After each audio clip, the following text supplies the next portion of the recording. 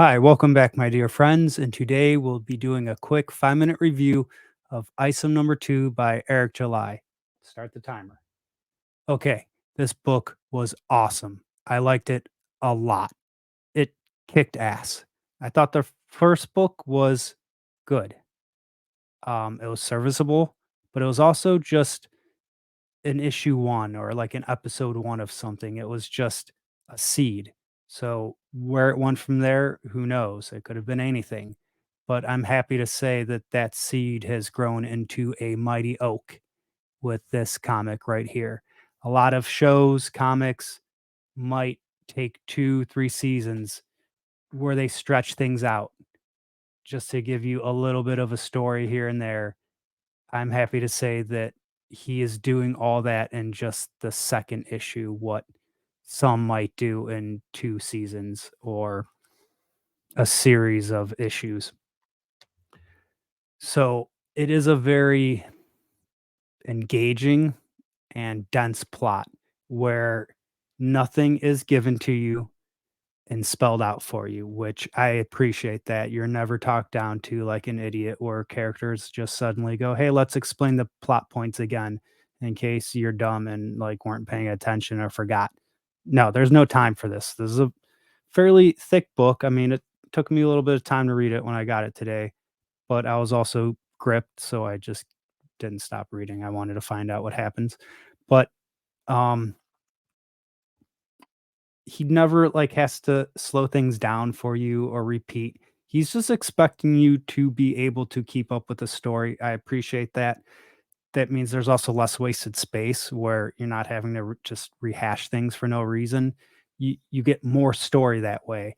And by the third act of this book, I was like, okay, we have entered a territory I was not expecting. A lot of stories you could kind of guess sometimes where they're gonna go. Like I was even saying, like a pilot episode of a show, and then maybe towards the end, and you go, "Yeah, that kinda stayed the course of, like, this plot here." You kinda would, "Oh, okay, he'll probably end up doing that and then that." I had no idea that any of this shit was gonna happen in this 3rd act. I was like, "Okay, we have definitely went far beyond what I thought anything was gonna happen with this series." And I'm really happy with that because it kinda shows that he has a lot of story here. He's not just gonna bullshit you and just spin wheels. Like, I'm very interested in what's gonna happen next, and I feel like I got my money's worth because of that. I mean, the first one was good, I liked it, but it is just setup. So, now that he has set the chessboard up, he's moved the pieces and he's playing a very good game. New characters come, and the thing too is like the first issue you're like, "Oh, all these questions are raised." I really don't think they were answered here, and I almost forgot because so much other shit was happening that was so engaging that it was like, "Yeah, I don't even care about those questions. I wanna see what's happening right now at this moment." Um, the art is not my favorite. I think Cliff Richards is good. He's serviceable. He is someone that, you know, clearly learned how to do everything correctly and then almost stopped at that point. It's just this is what it should be and this is what it is. This is how you draw a body. This like how I drew it. So it's just kind of like there's no extra like style or panache to his work when it comes to like the monster. Like here, when Cliff gets to it, I was not a fan. This dude's gonna have to improve. It almost looks a little goofy, like some sort of like alien, like that you'd see in Futurama, the design where the eyes are kind of too close and big or something, and you laugh because it's funny. It's a cartoon. I don't want to laugh at this dude. A different artist drew this. This is badass. What you got in the book, I'm not satisfied. And, I'm not spoiling anything, but, there's creatures. So he drew those ones pretty good, but there's some other shit, even like some animals and stuff looked off. Feels like he learned how to draw people good, but he should really study a little bit more to make these monsters more menacing for the next book. But overall, it's awesome. I really like that there's going to be a lot more lore than I thought was happening with this book. I kind of had some preconceived notions where I thought the plot was going, and it was not that. I also thought, okay, they'll be like Alpha Core and all, these other characters, and that'll be kind of the story.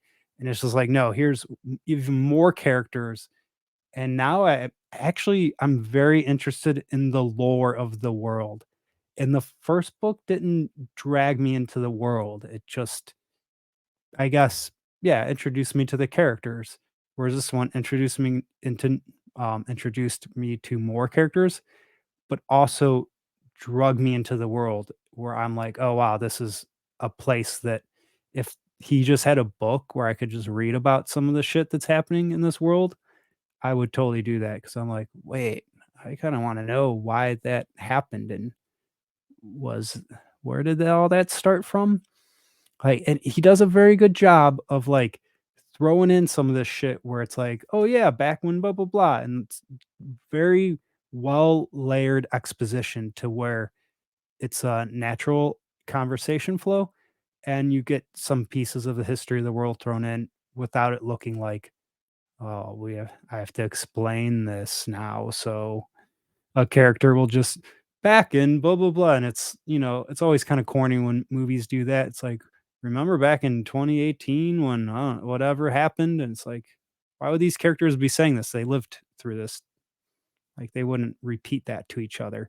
He does a very good job of peppering that in to where you you can almost even overlook it at times because it's thrown in so casually that I went back a few places and, was like, "Let me read that a little bit deeper because, man, this guy's really throwing a lot of, like, history out here," um, in, like, very brief, like,